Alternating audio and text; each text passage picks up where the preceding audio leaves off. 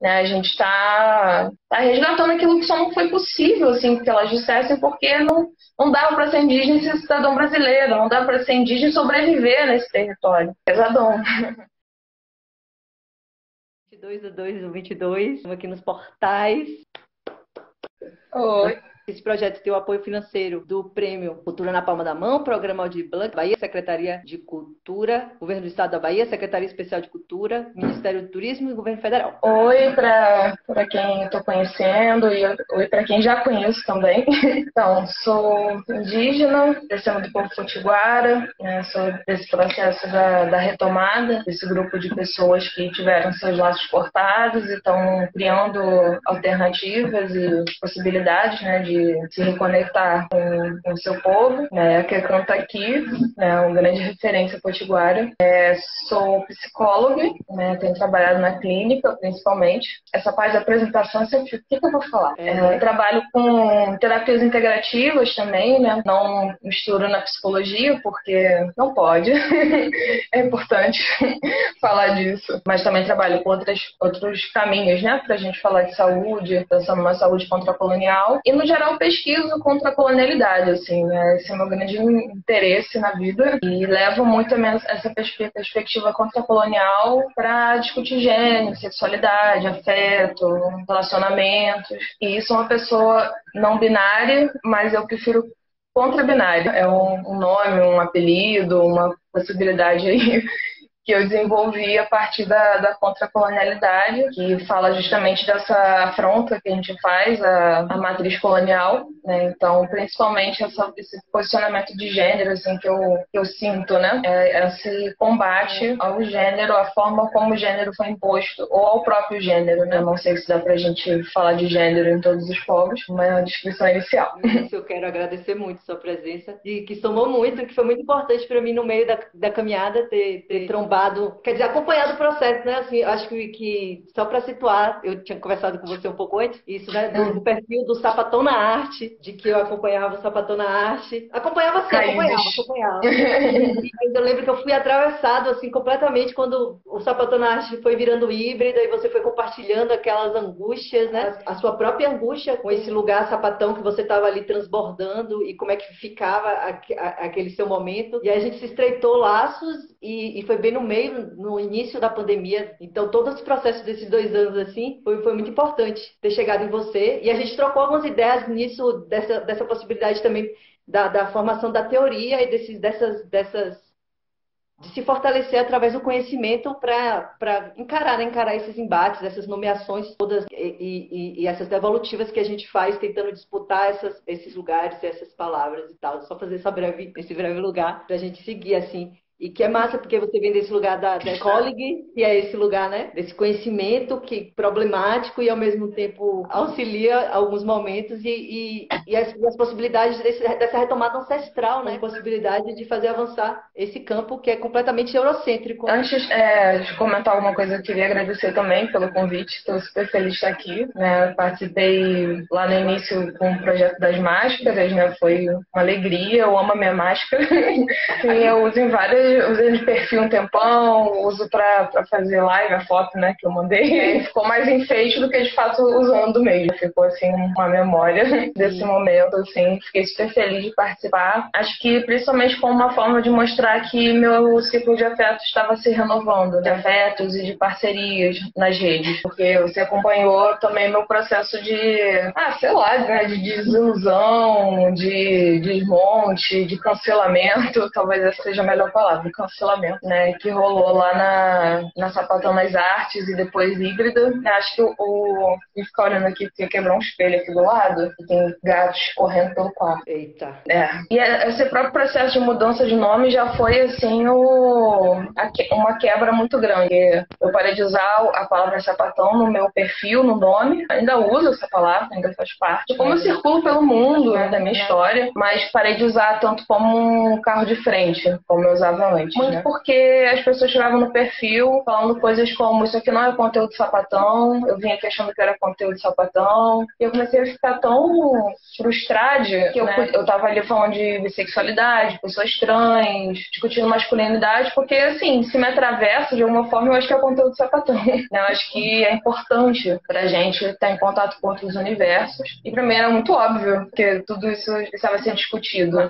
Mas vinha esse desejo, assim, das monoculturas, fosse um espaço exclusivo, que falasse de um assunto só, né? E para mim é impossível falar de um assunto só. É possível ser uma pessoa exclusiva, porque a minha existência não é exclusiva, né? Muitas coisas me atravessam, muitas experiências, e também porque normalmente o que consideram a sapatonice ou a lesbianidade verdadeira é branca. E eu fico, olha gente, não vai dar pra fazer desse jeito. Enfim, e aí daí tudo foi se quebrando, mas também foi uma boa quebra. Não sei se alguém aqui saca de tarô, mas tem a carta da torre, né? Que o negócio vai quebrando. E o negócio vai quebrando, mas porque tinha que quebrar, e no final acabou sendo muito saudável, assim, porque eu comecei a realmente refazer a minha rede com pessoas que estavam mais próximas, assim, do mundo que eu acredito, né, dessa construção, assim, mais do meu lado. Pode crer. Sejam elas sapatão ou não. Pode crer. Desse momento de potência, né? Porque essas convenções, o que é ser sapatão, né? O que é falar verdadeiramente de um assunto sapatão? Ou então, quais são os assuntos a serem abordados ou não? Isso agora você já deixou de ser sapatão, agora você já está indo para outro cenário. E esse cerceamento desses lugares, durante um período, acredito que você também, porque eu já vi você falando disso, era esse momento dos espaços de acolhimento que às vezes nos fortalece e depois a gente vira as próprias vítimas desses próprios espaços que passam a não mais suportar a gente, as questões que a gente vai trazendo e vai abrindo. E aí esse lugar de acolhimento sapatão muito branco, muito cis-normativo, muito trans-excludente, que é o que a gente conversou muito naquela época, porque também aconteceu esse movimento comigo. E ao mesmo tempo era isso, era você romper com espaços de afetos, com pessoas de afetos, não necessariamente romper, eu pensar em algumas pessoas sim, né? Você rompe, porque são ataques gratuitos, você realmente não conhece, é muito mais por uma identidade coletiva, a gente tá ali brigando por uma identidade coletiva. E é isso, né? A gente vai... Falei um pouco com Vivi na live passada, que ela tá na crise da identidade profissional. E eu falando assim, que esse lugar da crise da identidade, ele é muito potente, porque de fato a gente renova, avança esses laços de coalizão e abre outros espaços, inclusive para entender as nossas próprias narrativas, né? E essas próprias ficções que a gente vai criando, fundacionais, né? Que a gente fica o tempo inteiro indo e voltando nisso, assim, também. E onde a gente quer colocar nossa energia, né? Ou então os grupos que não estão sendo falados nessa palavra que a gente enuncia. Então, acho que tem estudo, né, também, assim, que eu vejo muito. Eu acho que uma coisa que é a palavra, assim, acho que me surpreende, não sei, me choca muito, assim, é como que identidade é essa, assim, o que é esse lugar de identidade, que a gente faça uma vida construindo aquele espaço do lado daquelas pessoas, elas sabem que a gente elas dizem às vezes até que amam a gente, e de repente, porque você mudou, você tá usando outra palavra, você se entende de outra forma, isso é suficiente para, assim, romper completamente, assim, as relações. Isso é suficiente para que alguém te diga: esse aqui não é mais o espaço, vai criar o outro. Depois que você mesmo criou aquele espaço, sabe? Tipo, como que isso não é meu espaço se eu fiz ele acontecer? Não, mas não. Agora é como se você tivesse traído aquelas pessoas. Então eu fico me perguntando muito que política de identidade é essa que a gente faz, que a palavra, as nomeações, as categorias, elas passam na frente do que foi construído entre as pessoas. É mais importante proteger uma exclusividade, uma pureza, uma ideia de que esse espaço só tem pessoas que são muito iguais a você. Eu fico, cara, que igualdade é essa que as pessoas esperam, assim? As pessoas são muito diferentes, né? Mesmo dentro de um grupo social. Acho que a gente aprendeu muito com o feminismo nesse sentido, com a luta das mulheres. Cada vez mais vão surgindo ramificações na luta das mulheres. E como é que você vai comparar a história de uma mulher cigana, africana, negra no Brasil, indígena do sul, indígena do norte? Todos esses lugares, apesar de todos usarem a palavra mulher, o que também pode ser um pouco problemático, porque eu questiono um pouco essas traduções, assim, né? Mas de alguma forma tá todo mundo ali mais ou menos nessa categoria, mas são pessoas completamente diferentes, com questões completamente diferentes, né? Considerando que eu trabalho com a ideia de que não existe um patriarcado universal, que não existe uma opressão da fêmea universal, as relações são sempre territoriais, e e também construídas pela colonização, né? Enfim, fica esse desejo do espaço exclusivo como se esse espaço sempre fosse o espaço mais seguro. Só que às vezes, nessa ideia de segurança, as pessoas elas deixam de exercitar o encontro, até o confronto, ou a coalizão das diferenças. Cada vez mais a gente quer o espaço mais seguro. E aí o que sobra no final, assim?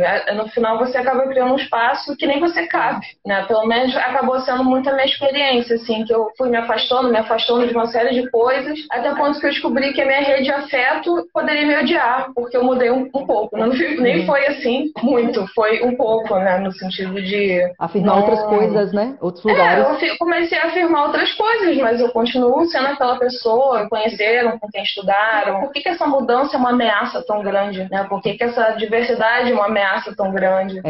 Penso muito nisso. Por que você se afirmar em um lugar diferente parece que você está negando o outro, né? Parece que você automaticamente é interpretado dessa maneira, né? E não porque simplesmente a gente não conseguir respirar nesse lugar e criar pontes para que a gente consiga, nessas diferenças, somar, né? Somar visibilidades, assim. Eu acho que a multidão Sapatransbonde, tudo que depois eu fui construindo nesse lugar, que eu fui me sentindo mais confortável, parte dessa premissa, assim. Não é sobre a verdade, não estou trazendo verdade, não tem nada disso, assim, né? São só lugares para se pensar as limitações das próprias identidades, que você... Não estou só falando de não é só sapatão, né? É falar de identidade, exemplificando de duas invisibilidades que são atravessadas por milhões de outros marcadores e questões, né? Aí eu acho que já tentando puxar um papo que eu acho que você traz, aí você chega no raiz do mato, que também tem essa sua busca por essa sua identidade racial, né? Que também dá para ver que é um lugar de bastante crise, de bastante tensionamentos, que é a própria história do Brasil, né? A questão da categoria do pardo e o etnocídio, enfim, acho que a gente também pode tocar nessas questões também, assim, que eu acho que são fundamentais do seu momento e do momento de todos nós, assim, né? Enquanto sociedade brasileira, 100 anos de modernismo,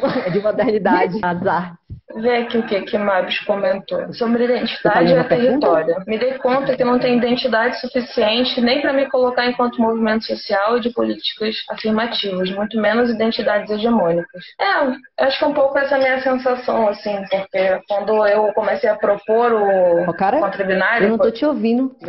Começou o babado da internet. Agora acho que eu te ouço. Tá me ouvindo? Tô te ouvindo. Show. Esse babado. Pena que não sei quando o Marcos vai voltar, né? Voltou. Eu acho que essa questão de não ter uma identidade completa ou inteira para participar de nenhum movimento, eu acho que isso já expressa um pouco, assim, por que são essas identidades tão bem formadas para que as coisas precisem acontecer, se mobilizar. Por exemplo, acho que uma coisa que eu fico pensando muito, eu não esqueci sua pergunta, tá? Eu vou passar para ela, tá? Terminando de comentar. Fico pensando na questão da violência. Fico pensando se eu sofrer algum tipo de violência, precisar fazer uma denúncia. Com que palavra eu vou fazer essa denúncia? Eu vou chamar de transfobia? Mas provavelmente a pessoa, ela, muitas vezes, assim, ela tá me olhando como sapatão na rua, assim, digamos, né? Você não vira pra pessoa e fala, não, eu sou não binária. E fala, pô, desculpa, eu queria ser lesbofóbico. Ele só vai olhar, ser bizarro, vou atacar. Eu não sei se eu vou chamar de transfobia ou de lesbofobia, só que aí nem é a minha orientação sexual, entende?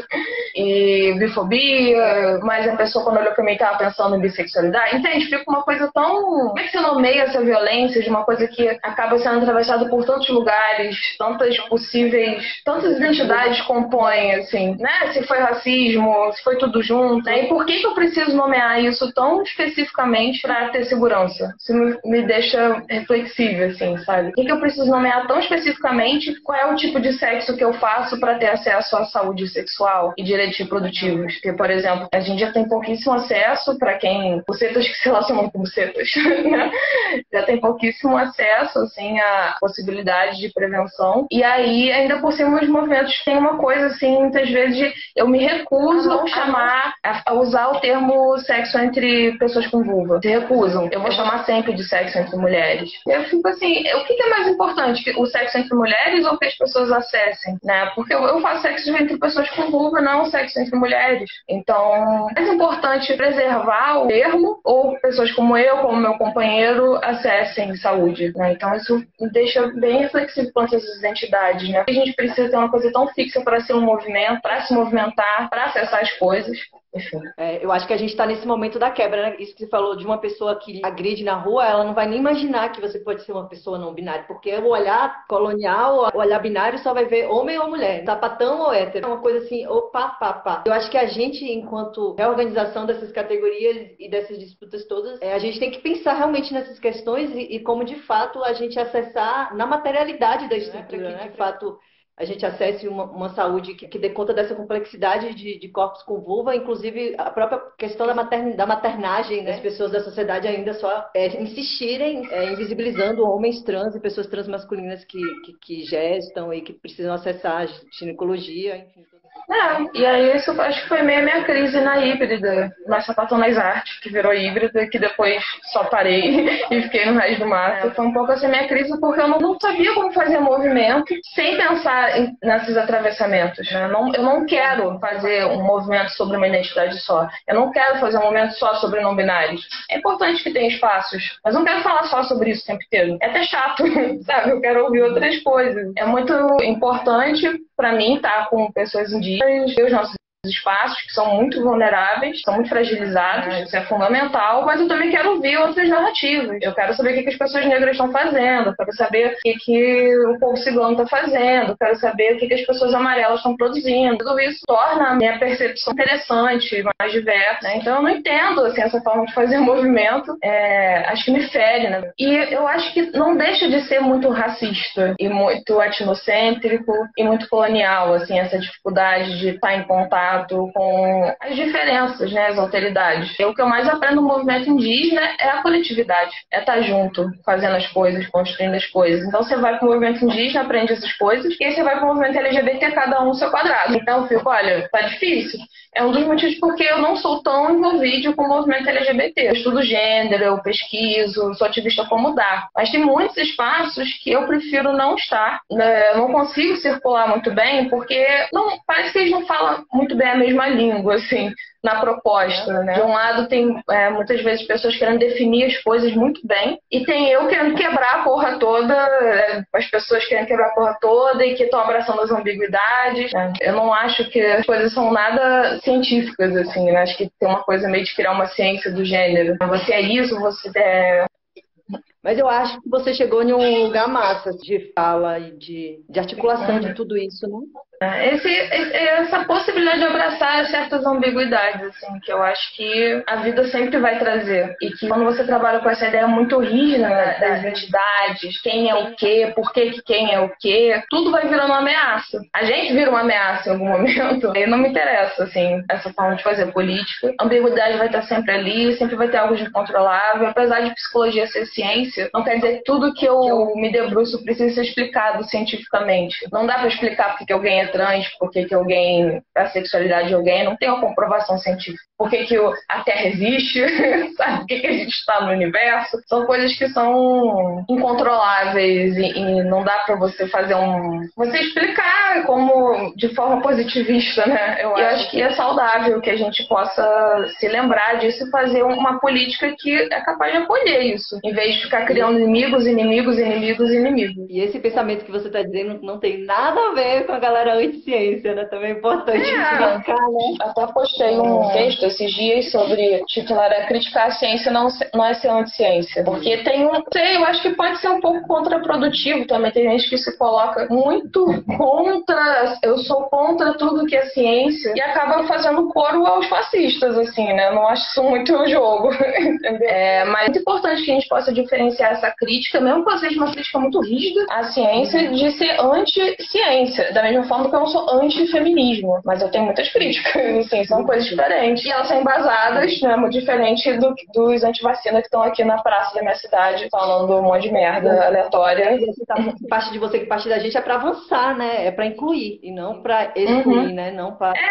Não é um discurso de eu não acredito nisso porque a minha verdade é melhor, minha verdade é superior, porque Deus sabe mais. Pelo contrário, tu fala, ok, vamos lá, ciência, vamos trocar uma ideia. Isso aqui é massa. Pô, isso aqui pode estar silenciando outros saberes, né? Que é a articulação que eu tento fazer na psicologia. Assim, tem dimensões, assim, que a psicologia não vai dar conta mesmo. E eu não tô nem um pouco interessada que ela dê. O que eu quero é que ela esteja disponível para dialogar com outras cosmopercepções, assim, né? Ela esteja disponível para dialogar com o terreiro, com as aldeias, com o pajé, enfim, vários outros saberes de cura, de cuidado e para entender o mundo mesmo, né? Uma vez eu conversei com uma pajé, aí eu perguntei para ela se ela tinha alguma recomendação para depressão e ansiedade, consideradas umas das principais doenças assim, do século, todo mundo tem, né? E ela falou, banho de cachoeira.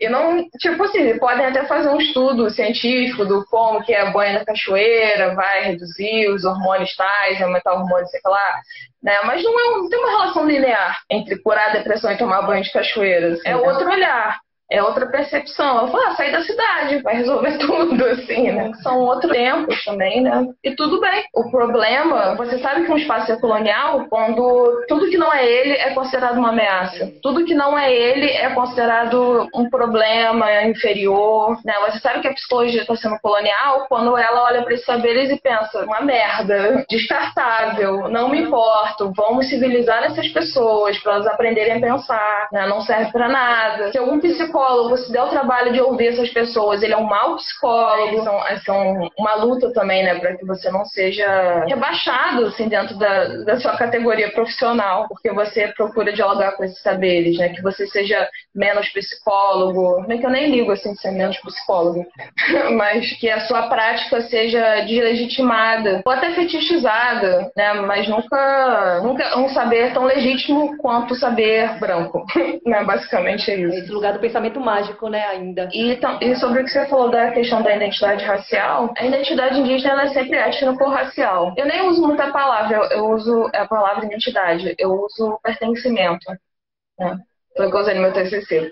E esse processo de construir um pertencimento, né? De saber que você tem um pertencimento a algum grupo. Porque eu nem tenho uma elaboração assim super embasada sobre isso, é uma coisa que eu sinto. Porque identidade é uma categoria super da modernidade, né? Então faz todo sentido pensar em pertencimento ao invés de identidade, para esse contexto que você está trazendo. Porque eu acho que a identidade ela invoca uma coisa que está pronta, uma coisa que já tem um jeito de fazer, uma coisa que não vai mudar. Tipo, quando eu pergunto qual é a sua identidade indígena, eu não tenho uma identidade indígena, ela foi arrancada. Eu vou passar minha vida inteira construindo uma identidade indígena. Então, eu prefiro falar de um pertencimento que eu tenho a um povo, a um lugar que está sempre sendo alimentado e nutrido, porque não basta você virar e falar, eu sou indígena porque eu tenho essa cor, ou porque meu rosto é desse formato, meu olho é assim, tipo, legal. E aí, o que vem depois? Como que eu tô honrando meus ancestrais, assim? Eu acho maneiro, assim, que você finalmente consiga se ver, reconhecer o que são esses traços, é um processo muito forte. Olhar para trás e ver eles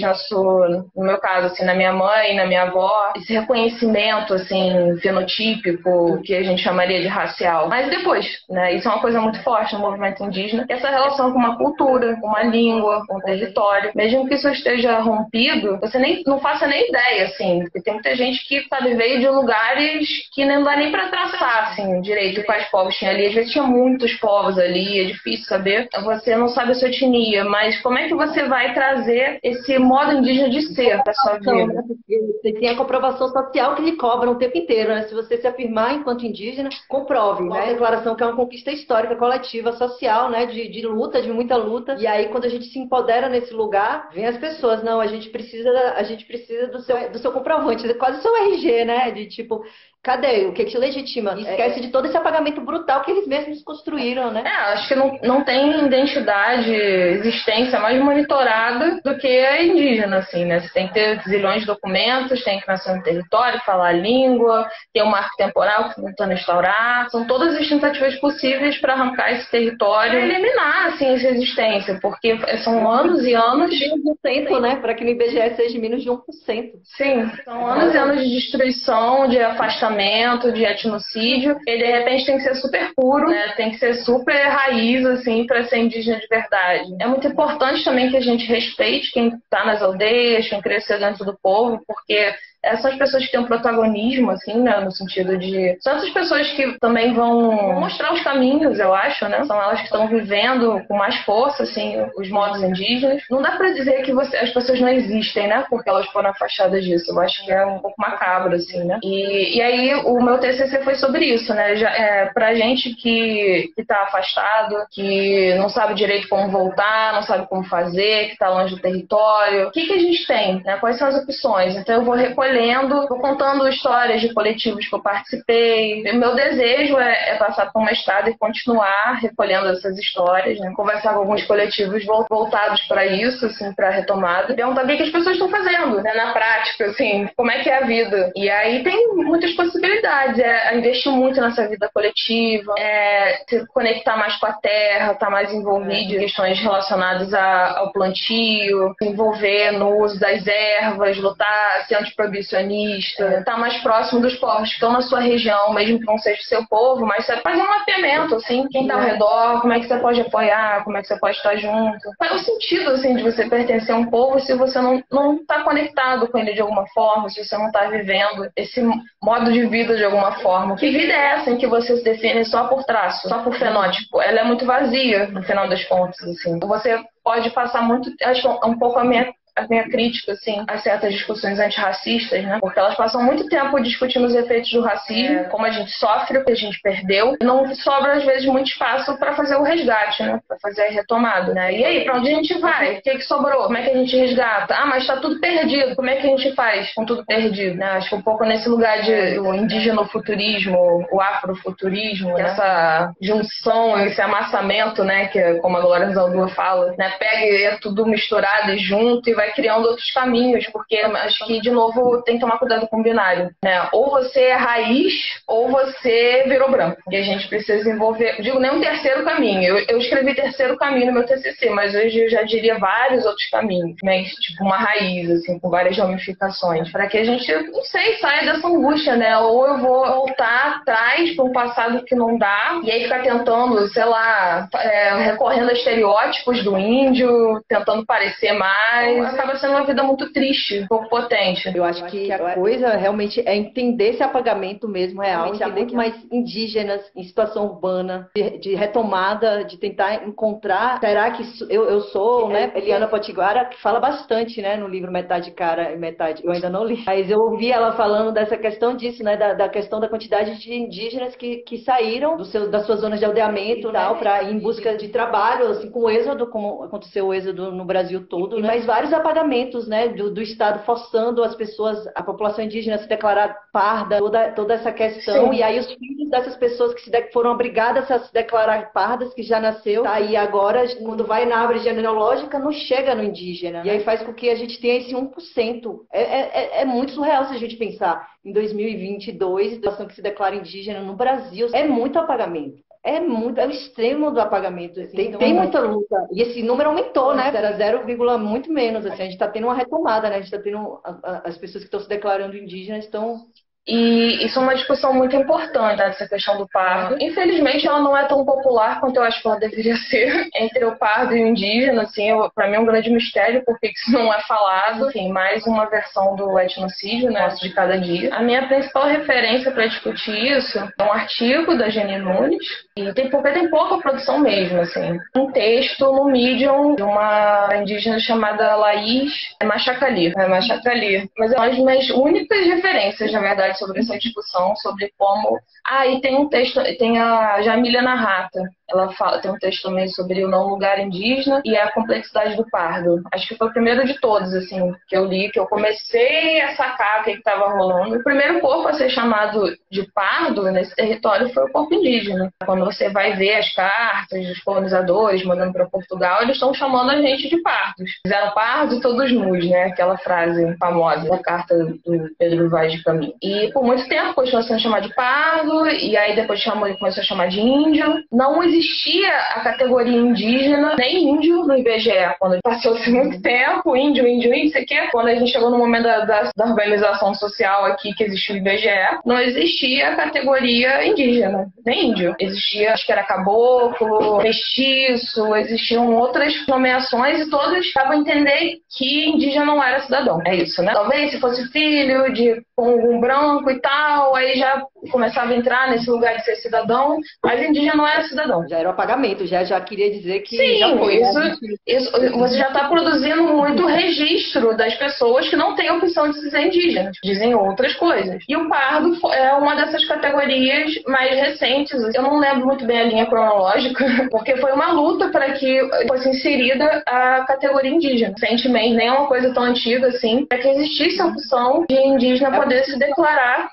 Enfim, é muito recente que indígenas possam se autodeclarar indígenas. Ou seja, você imagina os séculos de não registro e de apagamento dessas pessoas. E aí a gente tem mais uma questão. A gente está há séculos passando por etnocídio. Por muito tempo se dizer indígena nem era uma opção. A gente já tem gerações e gerações de pessoas se declarando pardas, caboclas. Travou? Bom, é aí que eu estava falando. Aí a gente já tinha gerações e gerações de pessoas se declarando caboclas, mestiças, enfim, várias outras palavras.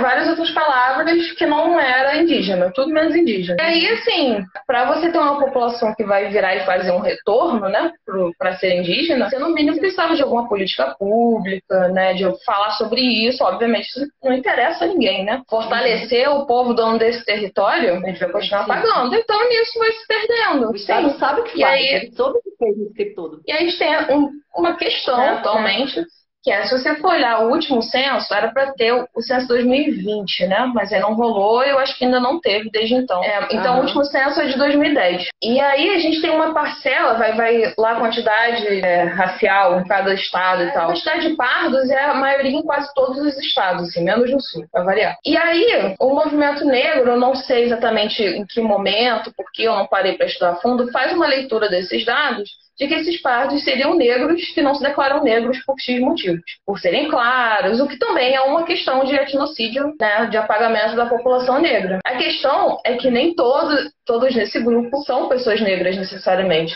Muitos são indígenas. E aí acaba que fica uma discussão muito... Eu participei de uma banca de heteroidentificação, que é quando fazer aquela banca para aprovar os cotistas ou não. E foi uma experiência muito curiosa. Era, no caso, vagas para cotistas negros, exclusivamente. Não era de universidade pública, era de uma instituição pública. E foi interessante, assim, observar a discussão, porque o pardo sempre mobiliza muito, né, as pessoas, quem é pardo, quem não é, mostrando que o pardo, oficialmente, né, para o IBGE, seria parte da população negra. Então, a discussão é sempre, é negro ou não é negro de verdade ou não é? E aí, nisso, chegam, muitas vezes, as pessoas que parecem com indígenas. E aí fica um caos, porque você ouve a história de uma pessoa que sofre racismo, mas você não está vendo uma pessoa negra, muitas vezes. E aí fica... Aquilo que a gente estava falando no início, né? Da limitação da identidade também, ao mesmo tempo, né? Do trânsito, do transbordamento. É uma coisa nem outra, tá ali. E aí o que acontece é que muitas vezes essas pessoas não imaginam que podem ser indígenas, mas ao mesmo tempo a cota para indígena não é para essas pessoas, né? A cota indígena é para as pessoas aldeadas, que tem que chegar lá com a assinatura do povo e tal. E é importante que seja respeitado. Talvez no futuro a gente tenha algo muito mais amplo, mas não existe agora, ser um trabalho coletivo. E essas pessoas não sabem que podem ser indígenas, mas se forem elas não vão acessar a universidade, não agora, pelo menos através das cotas. E se elas se declaram pardas, normalmente elas são consideradas pessoas que não sofrem risco de sofrer racismo de marca, porque, né, que seria o racismo que chega na pessoa pela aparência. Que esse aí seria a questão do colorismo. Só que o colorismo é uma ferramenta negra, né? Se você for pegar aquele livro do Feminismos Plurais, que discute colorismo, ela vai falar assim, o colorismo pressupõe um eixo africanidade e europeidade. Quem, fenotipicamente, se aproxima mais de um ou de outro, vai ter uma experiência diferente. Não necessariamente vai ter privilégio, mas pode ter algum tipo de vantagem. E aí a minha pergunta num eixo africanidade e europeidade, onde é que estão as pessoas indígenas? Lugar nenhum. Né? Então, como que você pode virar para uma pessoa indígena e falar que ela sofre menos racismo de marca, se você nem mesmo está considerando a existência dela como critério para avaliar o que significa racismo na vida dessa pessoa? Por isso que não basta falar de racismo pra gente também, a gente precisa falar de etnocídio. Porque como é que você viu que uma pessoa que descendia um povo, ocupava esse continente inteiro, que hoje é considerado extinto, ou 0,3%, e fala que ela não sofre racismo. Entende? É complicado. Fala que ela tem privilégio. Que privilégio é esse que uma pessoa vive sem povo? Ela vive sem pertencimento, vive sem existir. Então, não dá pra você falar só ou que ela não tem leitura social de indígena. Mas ninguém tem leitura social de indígena, porque isso não existe. Talvez algumas pessoas que têm um estereótipo, mas os povos são muito diferentes. E mesmo assim, uma pessoa ter um estereótipo de indígena não faz ela sofrer mais do que necessariamente uma pessoa que não tem um fenótipo tão estereotipado, assim, né, como se espera, não tem aquela imagem do índio, né? Que lugar ficam as pessoas indígenas que têm a pele negra e o cabelo crespo, por exemplo? Porque elas existem. Elas estão no eixo africanidade, europeidade, entende? É muito insuficiente e me assusta muito que essa conversa seja considerada uma ameaça, muitas vezes, assim.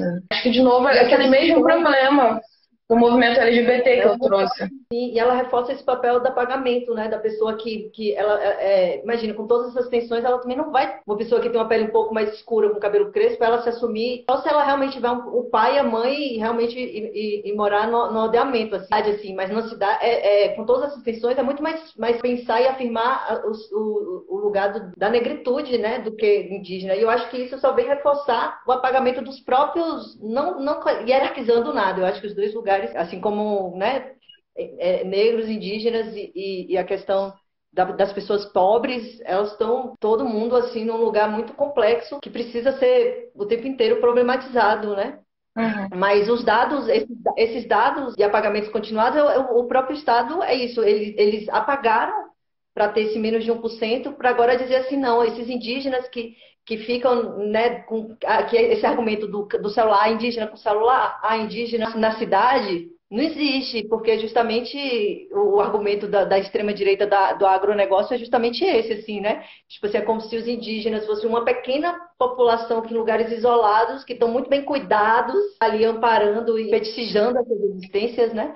E muito mais do que deixar um debate sincero e crítico aparecer, onde as pessoas elas possam, de fato, se questionar e buscar encontrar até essa sua etnicidade que pode sim. Eu Pode conheço cair, você... algumas pessoas que têm a pele preta, assim, tem o cabelo crespo, cacheado, e elas se identificam como indígenas. Isso vem do processo de cada um, da história de cada um, do pertencimento de cada um. Essa questão do fenótipo, ela tem que ser muito bem observada, assim, porque, por exemplo, meu cabelo é cacheado, não é liso. E eu tenho essa cara. Apesar de ter vindo, assim, essa coisa de me chamar de indiazinha e tal, muitas vezes, o meu cabelo isentava qualquer possibilidade de ser indígena. Porque indígena, no estereótipo, não tem cabelo cacheado. Então, a primeira tentativa de empoderamento, de afirmação que eu consegui achar foi dizer que eu era negra de pele clara. Eu era marrom, meu cabelo enrolava e as pessoas sabiam que eu não era branca. O que sobra? Porque indígena tem cabelo liso, indígena não existe. Então, eu devo ser negra de alguma forma. E eu tenho ancestrais negros, mas tem essa discussão do afro-indígena, né, que também é muito... Não sei, são muitas histórias, assim, muitas informações.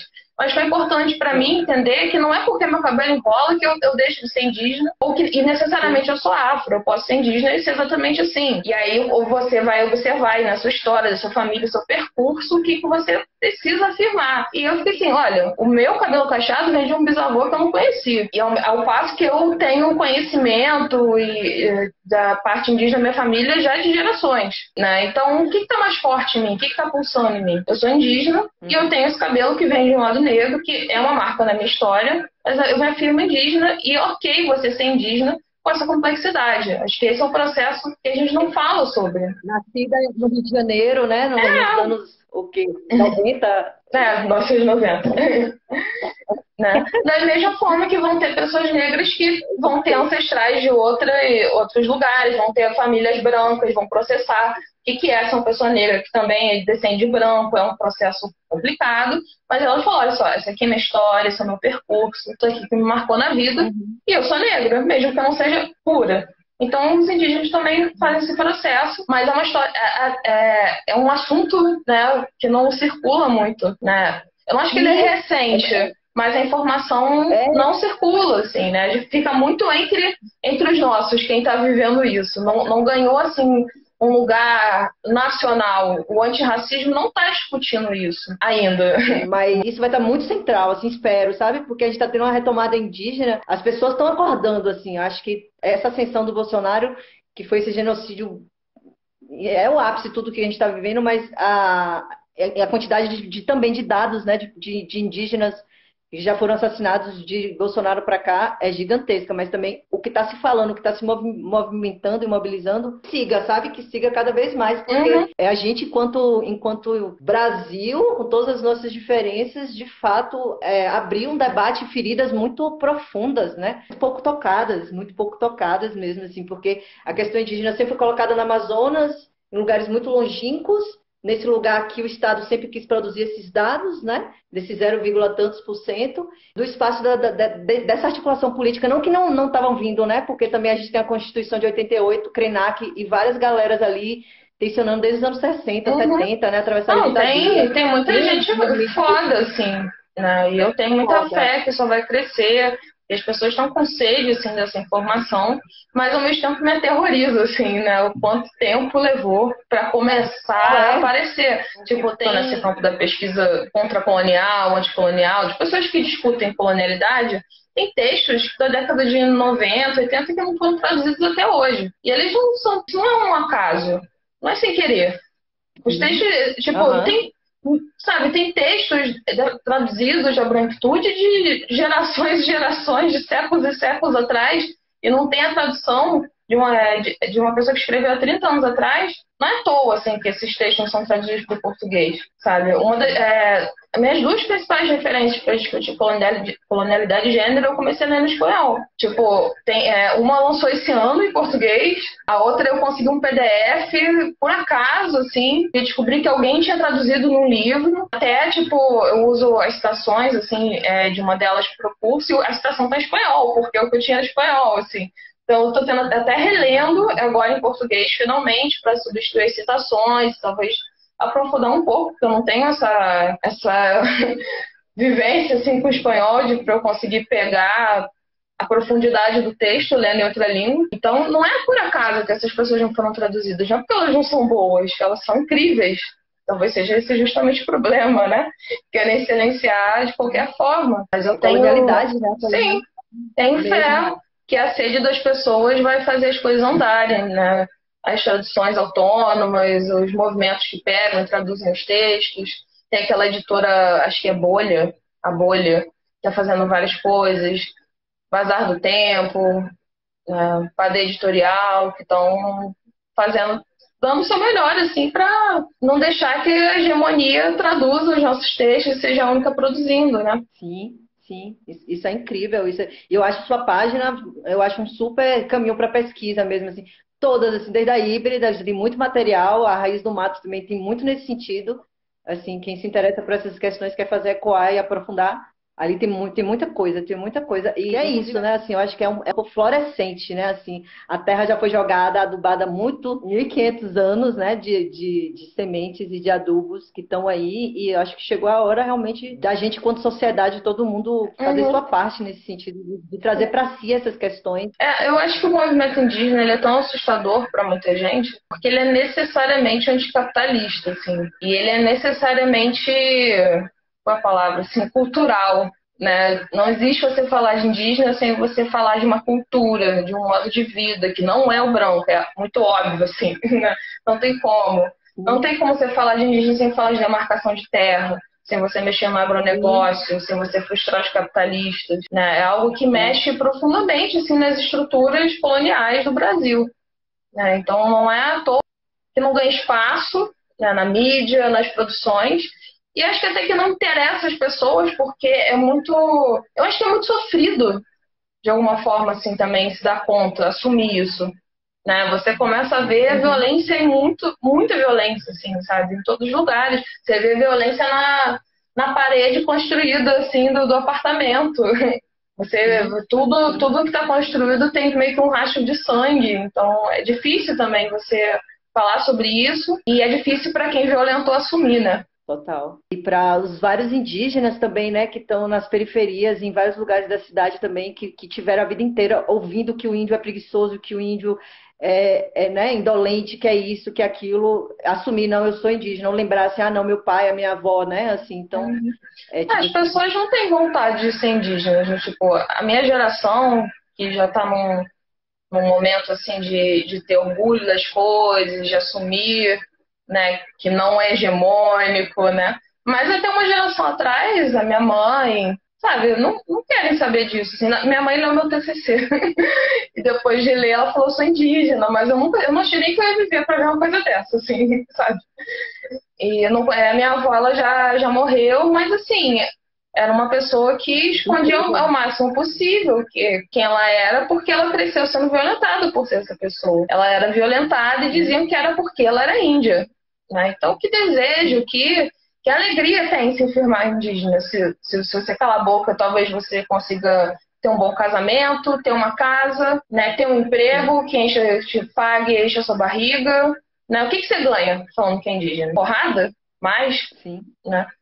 Então a gente tem muita cura também, assim, sabe, de todas essas gerações violentadas. Quando a gente faz essa afirmação, né, a gente tá resgatando aquilo que só não foi possível, assim, que elas dissessem, porque não dava para ser indígena e ser cidadão brasileiro, não dava para ser indígena e sobreviver nesse território. Pesadão. Foda. Pesado, pesado, pesado. E como essa é a saída, né? Como essa é a saída. Pra gente realmente que chegou num momento assim de um estado, de um estágio de que, tipo, não dá, né? Não dá para o estilo de vida que impõe sobre a gente é muito pesado, amiga. É muito genocida e a gente está falando de outras possibilidades de construir em um limite, né? E aí, se construindo em um limite, essa retomada mesmo, assim, tipo assim, poxa, vamos pegar os fios que foram arrancados e deixados brutalmente pelo caminho, né? Uhum. Eu acho que você vai não sei, pensar se você quer falar mais alguma coisa, se ficou alguma coisa que você queria tocar, uma última mensagem. Não sei, porque você pegou os dois pontos que eu sou obsessiva, né? Que é discutir colonialidade e gênero e retomada indígena, assim, são as minhas duas obsessões. Né? Então, não sei, você tem alguma pergunta? Talvez seja mais fácil assim. Sei, algo que você tenha visto Deixa eu no pensar. perfil, que você achou maneiro, queria comentar. Aí muitas coisas, muitas coisas. Eu realmente acompanho. Foi muito bom, foi muito bom esse meu transbordamento do meu próprio lugar, porque me fez chegar em você e realmente foi muito massa. E o engraçado é porque quando o híbrida, aí você tinha falado assim, manda um momento, né? Envia um trabalho para a gente divulgar, pá. E aí eu fiquei pensando muito, né, nesse processo. E aí eu lembro que foi um tempo que você parou com o híbrida e já estava no Raiz do Mato. E eu via que você não estava mais alimentando. Eu, no meu tempo, dos meus processos, cara. E aí eu cheguei no Raiz do Mato, não sei como, eu cheguei no Raiz do Mato, e eu não sabia que era você, eu tinha achado o perfil foda, velho, já tava seguindo, curtindo várias viagens. E aí você depois falou assim, ei, eu sou híbrida. A gente conversou, não sei por que a gente conversou por mensagem também, alguma coisa. Eu achei isso ótimo. Eu fiquei, nossa, que Cara, a massa. internet é muito E engraçado. Já rolou até de uma pessoa muito, que eu conheço me mandar mensagem falando, nossa, a gente nem se conhece, mas queria dizer que eu adoro o seu perfil, me fez acessar várias. Eu fiquei tipo, óbvio que a gente se conhece. e eu acho massa que só para fazer o link do seu próprio lugar psicólogo que você a trouxe. E é isso, assim, não faço terapia e tal, mas acessar a sua página, todas elas, assim, foi super saúde mental, assim, sabe? Pra mim, assim, super me aconchegou em lugares incríveis. E que é isso, não é um conhecimento simplesmente, né? É um conhecimento, você tá manuseando todas essas feridas, dores, curas, né? Tudo ao mesmo tempo que a nossa própria formação, imposição, né, desse Brasil. Uhum. Acho que Eu acho que pensando de assim na repente a gente identidade, pode fechar com isso. E eu acho que se tem uma coisa que não mudou muito, né, desde lá do início, quando eu fiz o primeiro perfil, que era Sapatonas Arte, e no início Sapatonas Arte era um perfil só voltado para lésbicas negras, no momento que eu me entendia negra e tal. E aí não me entendo mais negra, não me entendo mais lésbica, não me entendo nem mais mulher direito, né? Tudo foi e é massa mudando. perceber isso, né? A identidade sendo moldada e modelada, que ela não está pronta, ela não é estanque, a gente está o tempo inteiro, né? Se Uhum, transformando, refazendo. sim. Isso é muito bom Mas acho que o que não mudou era entender. a minha vontade de levar informação boa, assim, para as pessoas. Informação, mostrar que as pessoas existem, que as coisas existem, assim, né? Que as pessoas estão fazendo, estão produzindo, estão existindo, estão falando sobre as coisas, né? Lá atrás, que eu me sentia, eu fiz com 21 anos, agora eu tô com 26. E eu sentia que eu tinha pouca referência. Isso com 20, com 2021, né? Anos atrás era ainda mais difícil. Mas assim, eu sentia pouca diferença, pouca referência, trocando de palavras, para poder pensar a minha vida, quem eu sou, o que eu estou fazendo nesse mundo, por que é assim, né? Eu não tinha acesso a essas discussões, não tinha acesso na faculdade. Comecei a acessar através dos movimentos sociais, comecei a ver, ó, isso aqui tá bom, isso aqui tá mexendo comigo, tá dando sentido para minha vida. Não estou me sentindo só um erro, né, no sistema, né? Então, o meu desejo sempre foi compartilhar informações. Para mim, essas informações são cura. Acessar essas informações são cura. Eu tenho Marte, Mercúrio e Vênus em Aquário e ascendente em Gêmeos. Então, essa coisa do ar, né? Da comunicação, das palavras, é um negócio que eu nem sabia o que isso queria dizer, mas sempre foi muito forte essa necessidade de mandar essa mensagem. Né? E também, enfim, aí com o tempo também eu fui melhorando a escrita, avançando nesse caminho acadêmico também, aprendendo a fazer pesquisas, aprendendo a traçar alguns limites, né, de coisas que, tipo, olha, isso aqui não vai rolar, com você não vai dar pra fazer essa parceria, tá violento, né? Fui, acho que encontrando o meu caminho nisso, mas o desejo que eu sempre tive era de passar à frente essas informações que ajudam as pessoas a viver, né? Porque eu sempre me vi muito adoecida, né? Eu tive um diagnóstico de depressão muito cedo, com 18 anos, né? E minha mãe teve um diagnóstico de depressão, minha avó teve um diagnóstico. Então, assim, são muitas gerações adoecidas. E eu tinha uma boa sensação que era porque as pessoas não sabiam que tinha vida para além das hegemonias, que tinha outras opções, assim. Talvez não tivesse mesmo, E que era né? essa hegemonia o motivo da doença, né? Sim, cortou um Tá me pouquinho o ouvindo? som só. Sim. Então foi esse processo de. E é o que eu faço até hoje, né? Eu pesquiso por causa disso, de descobrir, saber nomear essas dores, entender por que elas existem, e aí também perguntar aqui agora, como é que eu combato isso, né? Como é que eu afirmo a minha vida. Essa é a minha vida, é isso que eu faço, assim, né? Tanto no perfil, como na psicologia, na academia.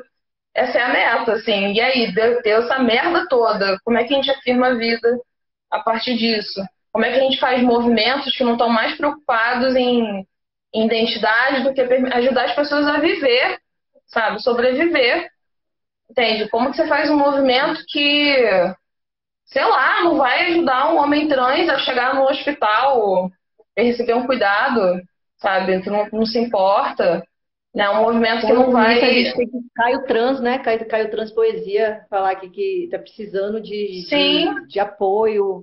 Eu vou colocar apoiem depois o a vaquinha Caio, também. Ele tem um muito grupo importante. com a Então, recurso agora, né? Então, Sim. Como que você está falando de diferença salarial entre homens e mulheres e você não se importa se as travestis estão no mercado de trabalho, né, para além da prostituição, que normalmente é o que tem disponível, né? Eu fico, o que a gente está fazendo? Eu não entendo o que a gente está fazendo se a gente não está ajudando as pessoas a viver, né? Que proteger o seu espacinho é mais importante do que ajudar as pessoas a viver, né? total, total. Pô, ó, cara, eu te desejo que você entre nesse mestrado, que você siga na pesquisa, Obrigada.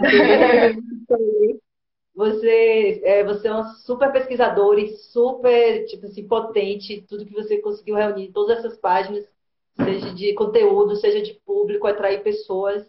E é isso, assim, a gente almeja que você siga espalhando essas informações curas para a sociedade mesmo. E acreditar que ainda há uma solução, né? Uma possível. A gente tenta, né? Tem muitas soluções, talvez, muitos caminhos, né? Agradeço muito pelo carinho de me chamar, estou muito feliz de estar aqui, o pessoal que ficou ouvindo. mesmo que quebradinho, né? Fica, Depois junto. sim. O convite também, né, para chegar lá no meu perfil, se quiser trocar uma ideia, eu estou disponível. Eu gosto bastante de trocar ideia, como vocês podem, como eu falei, tem muito ar no meu mapa.